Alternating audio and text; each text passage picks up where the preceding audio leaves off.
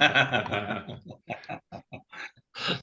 everybody. Welcome to BS of the Week. We have a special episode. It's our 29th episode. We weren't planning on having one, but, we got contacted by Mr. Weeks, one of our special guests here.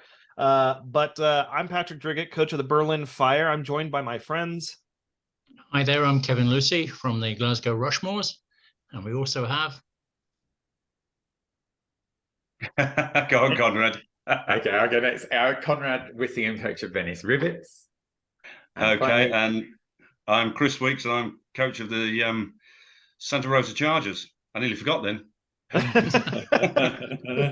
Well, yeah, so we've got a really special episode, loving this community and how much we're doing. And on that note, Chris Weeks reached out to me actually just after the Skybowl results. This is something we wanted to do last week, kind of kept it secret, but we were able to make everything align now.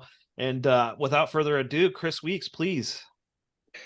Well, to be honest, I've never understood since I joined. I've not played this game long enough, right? So I've only been in for 4 seasons, But I didn't understand how you go all through the trauma of a season, Somebody at the end wins it. Conrad wins it, I mean, that's Conrad wins it every year. But beside the point, There's no award at the end of that. Yes, you've got the admiration of your peers, but there's no actual award to say that you did it. So I looked around and I thought, right, what can we get Conrad? What can we get him? Now, I thought he's a humble guy. He won't want anything large, anything ostentatious, anything expensive. So I've got a little present for you. I think you'll like it. If you don't, tough. It's coming your way anyway. Uh-oh. I thought that was a fake backdrop, The Chris. size of this box. Oh, look at that Venice Rivets. Wow. It is.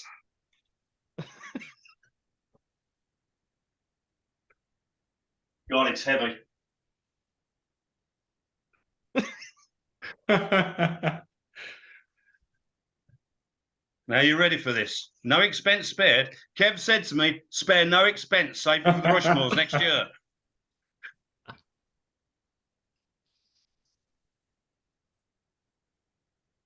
I feel like we should have music. Yeah, we should have, for the grand unveiling. You ready?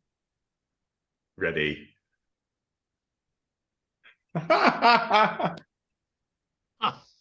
It's not the biggest, but That's it's what you do with it that amazing. counts.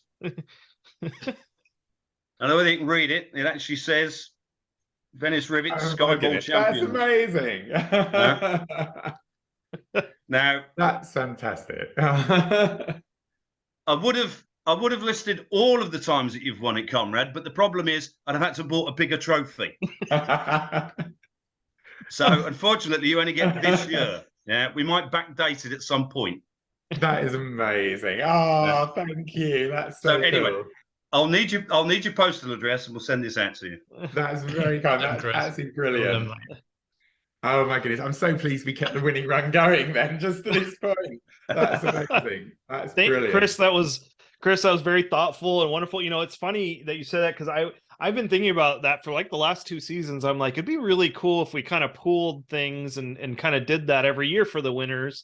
I feel like there's a lot of the community who might be into that, if we could do something. But, Chris, I really appreciate you taking the initiative and just doing that. It was just a thought for me and you did it. Like you followed through and that's a really cool, thoughtful thing that you did. Well, I kind of decided, Patrick, that I'd do this each season. Until eventually I win it. So I'm probably going to be.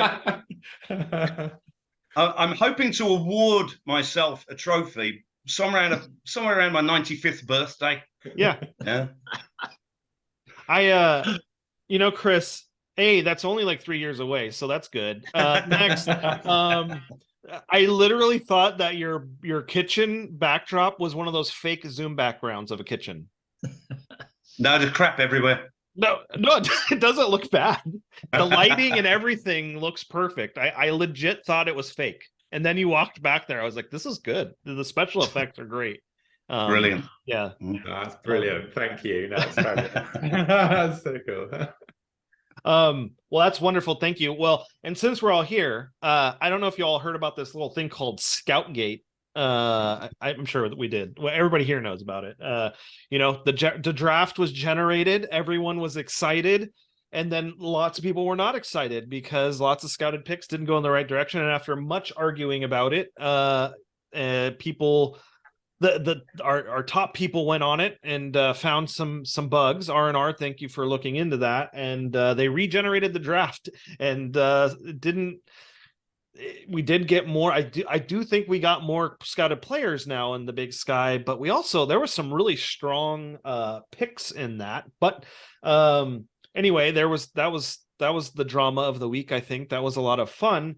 But now that we do have kind of the finalized draft class, we just wanted to all kind of go through and give our thoughts or of kind of our favorite picks there that we think might be in the draft right now. So Kev, you want to lead us off on that?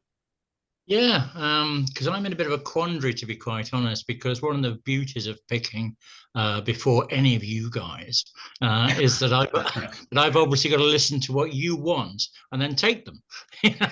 That's the way a good draft works, especially Chris, because he's immediately following me in the draft. No, so I've got my eye on 4 different guys. First one is the inside back, number 2, inside Hodgson. He's a 0-20-80, level 8 quality middle linebacker. So he's going to be absolutely perfect for somebody there. There's a fascinating one, DT4, Flemington, who's a 40-60, 0. He's a level 7 quality player, but he can also double up as an outside guard, as an offensive guard. So you get 2, he's got a secondary position as an offensive guard. So that's pretty interesting. You've got your eye on one of them, Patrick, so I'll leave you to describe the wide receiver. I've got a real big quandary in as much as I actually, believe it or not, for the first year ever, have a scouted player in the draft. And he's a level 6 quality player. And to make things even more complicated, I have a frontline manager. So he could well be my opening pick. Unfortunately, his levels, his QSTs aren't perfect. But I think beggars can't be choosers. Having waited 3 years now to have anybody that I've scouted actually in our draft, I think I might take the advantage and take hold of him. So those would be my picks. What about yourself, Chris? What would you be going for? Well, that's I can't really tell you, to be honest, Kev, because you'll just take them. Well, that's why I've got my notepad out. Yeah. Yeah. I mean, I can't tell you who I'd pick. I'll tell you who I would have picked. Yeah. There was an outside linebacker in the pre-draft draft. Yeah. That was regenerated. I'd scouted him. Yeah. So he was coming my way, hopefully, but he's not there anymore. Well, I knew about that, Chris. So I emailed Rich and said, you need to regenerate. Chris got a pick scouted. So I need you to regenerate, please. Yeah. I knew you were behind it, Patrick. Somebody had to be behind that. Mm-hmm. Yeah. I have complained and whinged and whined. Yeah. I'll tell you who I am interested in, but I won't be able to take. Yeah. There is a wide receiver who is elite, level 6, called Jet Black with 80 speed. Yeah. And somebody's going to pick up a nice little pick there, probably later on in the first round, early second round. Yeah. But that's going to be a lovely pick. And to be honest, there aren't that many great picks in this draft, not in my opinion. I suppose it depends on your positional need, but for me, so that's what I go for. Inside linebackers looking pretty strong. I think anybody could use a high tech IB, but I think that's probably the strongest position in this draft. I don't know. Well, DT is still pretty nice too. I feel like DT is good right now. Conrad, how about you? It's so weird. Conrad doesn't pick, do you, Conrad? Yeah, so mine's the theoretical in the hope, but it's weird because the 2 draft lists were so different. Because I think like on the latest one, like the QBs look awful pretty much, don't they? The running backs in the pre-draft looked amazing, but these ones, there's some good but not as good. I think the wide receivers look great. There's lots of really good QSTs, and like if I could get the receiver Chris just mentioned, I would love him. Like a level 6 elite. Do you know what I mean? You can get him 11 levels plus whatever he ages over the next few years if you coach him aggressively. He'll be like one of those 1,500, 2,000 a yard a season beasts. The lines seem to have some good QST players, both O-line and D-line as well, quite a lot of depth. And the IBs as well, good deep class on that. But the ones who I think are quite interesting is that where you've got it's DT Theseus, who's I think DT1, he's level 8, 65 strong, and he's scouted as well.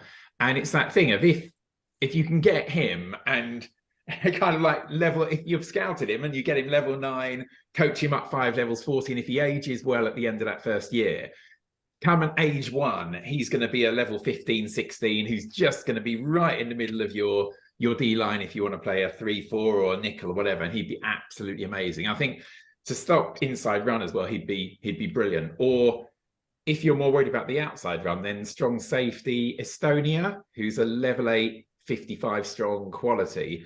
And if you could put him aside for a year to development squad him up to 60 strong, again, he'd be a beast, because lots of the stances work really, really with a lot more impact if you've got 60 strong. So he's someone who could just be, again, a real game changer against some of the big outside running backs that we've currently got in the league. So I think, on defense, Theseus at DT or Estonia at safety are really good picks. Awesome. Well, I went simple. I looked through all of them, and everything you all said, very true. Wide receiver 1. If you run a short zone offense, or you're looking to start one, if you're low, if you're trying to change strategies and you want to move to short zone, wow. Wide receiver 1 Charby, perfect QSTs for a short zone receiver, elite potential. And what that means with favorable rookie aging, you have a 30% chance that you're going to gain levels on rookie aging. 10% chance it'll be 2 levels, right? With that plus elite giving you 6 potential levels and every one of those levels is increased percent chance, kind of negating the issues you get when you hit level 9, 10, 13. You could very well have a level 17 at the end of the season of their very first season. I mean, that is, you're talking over 1,000 yards in the first season potentially. Like if you're ready to go and you've got a good tech quarterback and you just need this, I mean, you could absolutely be destroying the short zone in season 1. I mean, and God help us if someone gets that as their second receiver. That is going to be a potent offense, and I really hope the Giant Hornets don't get him. But yeah, I mean, that absolutely cool receiver there, and I'm not going to get it. I traded out of the first like a moron. I definitely would have loved to been in the first round this year. There's some picks for me. But yeah, anyway, thanks for all your thoughts on that. Chris, absolutely wonderful presentation of the trophy. We really appreciate that. And thanks, Chris. Yeah, Conrad, welcome back again, the champ, Venice Rivets. So but thank you all for coming for this kind of special episode, the 29th episode of BS of the Week. We will now be entering our hiatus here for a little while, so you won't hear from us for a couple weeks at least. Kev has to go travel the globe. He's got something, I don't know if you all know that he hires private jets and just goes all over the world. So Kev will be leaving us. He has to actually pick a new shade of pink for his uniforms next year. So he's visiting various manufacturers of clothing and such for his uniform. Mainly in the Far East, where it's cheaper. Yes. So, but thank you all. Hope you have an awesome week. A couple weeks, and we'll see you sometime probably after the draft. Can I just ask, Conrad? Yeah, can you please email me your address? Yeah. So cheers, Chris. That's brilliant. Every can take a picture of your bin cupboard. Fantastic. All right. Thanks, everybody. Bye. Take care.